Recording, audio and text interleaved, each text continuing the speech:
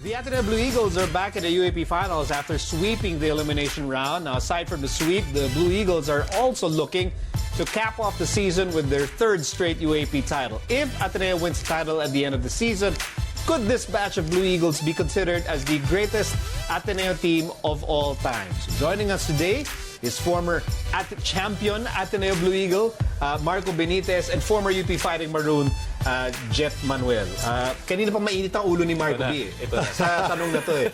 First of all, let me preface this discussion by saying this is a legit question. Kasi maraming tao actually tinatanong tayo. I'm sure you've been asked, is this the greatest Ateneo team of all time? Because number one, they've gone 14-0. They have the chance to go 16-0 on the way to a championship. No Ateneo team in the Final Four era has been able to do what they're doing now, which is why it's a legit question.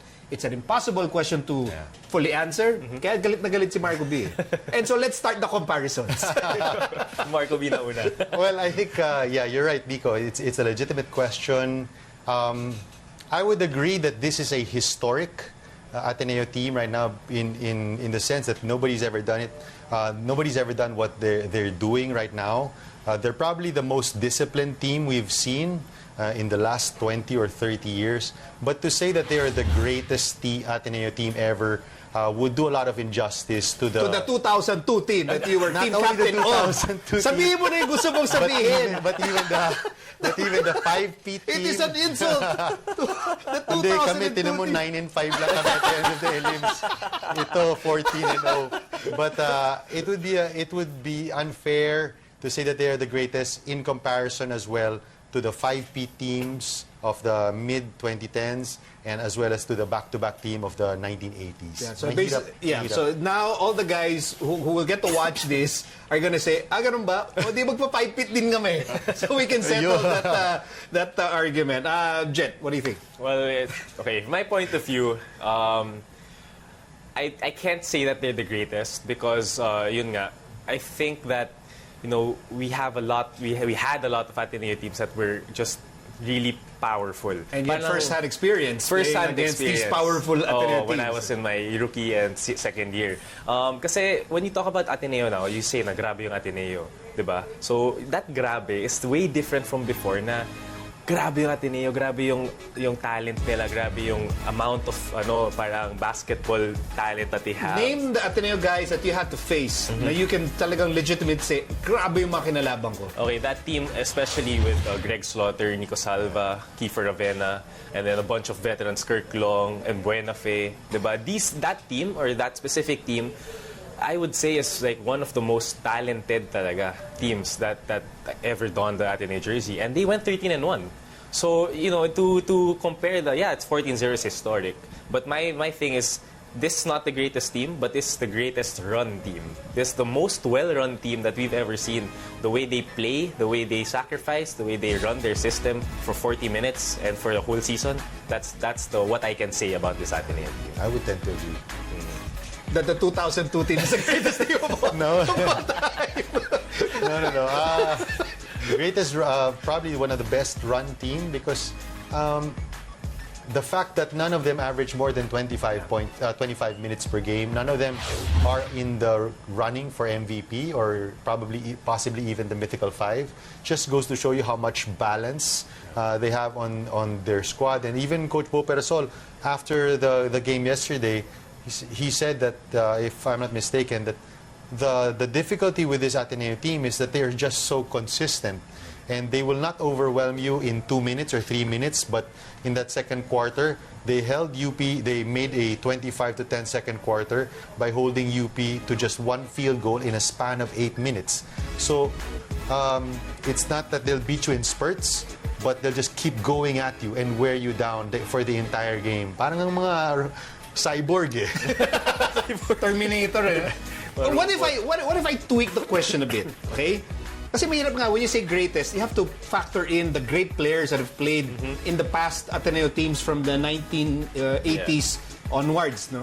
But what if I tweak the question and ask, is this the best defensive Ateneo team that you've ever seen? Well, defensively, yes. I mean, they lead the league in numerous defensive stats, and I think my argument is prior to this episode, I mentioned na lahat ng kalaban ng Ateneo, everything goes down. Diba? Parang bumubulok sila because of the... Sorry, come again? Bumubulok yung mga kalaban. Sabi mo na lang medyo nagiging average sila bigla. Okay.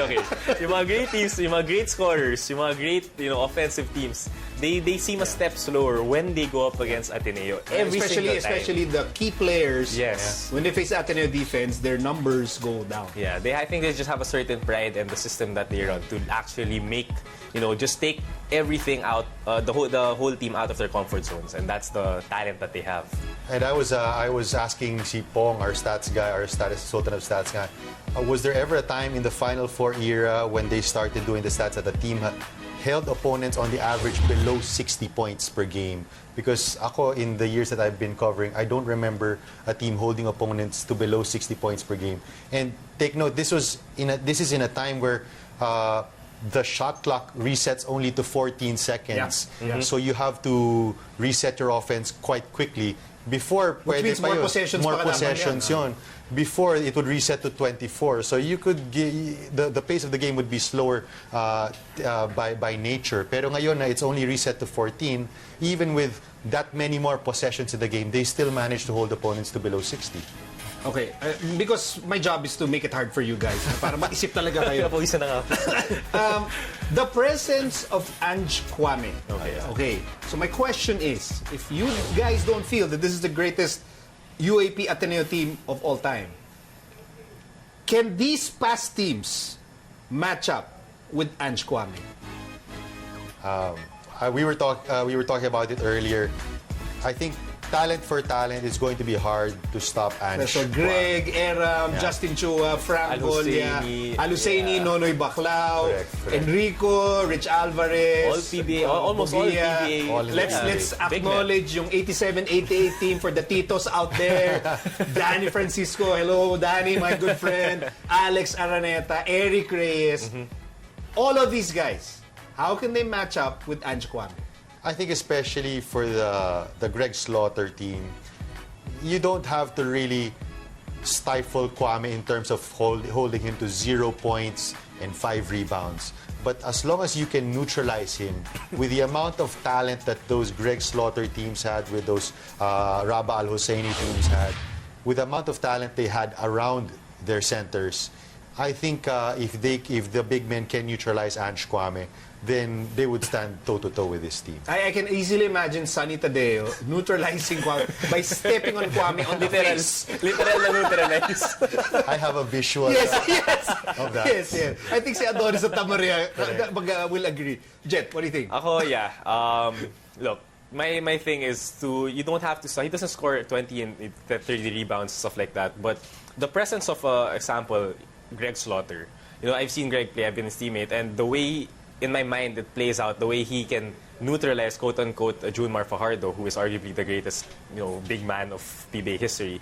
It's just the presence of having that type of player, a 7-footer that knows how to play, that can bang, and that can, take away maybe 5 rebounds and a few points from him, a few blocks. I think that's a huge factor already for the whole team as a whole going into a game against Ateneo right now. I don't know. I think the only way to settle this argument is to do the PlayStation simulation. And then mag-create tayo ng players. But the thing about all these past teams, I kid Marco B, but I totally respect that. You ask any of the guys who've played on all these champion teams, Kiefer, Buenafe, Salva, Wami Chongson, you go Wesley, Larry Fonacher, LA Tenorio, all of these guys will say, okay, just set it up and we'll play them and come and get it. Diba?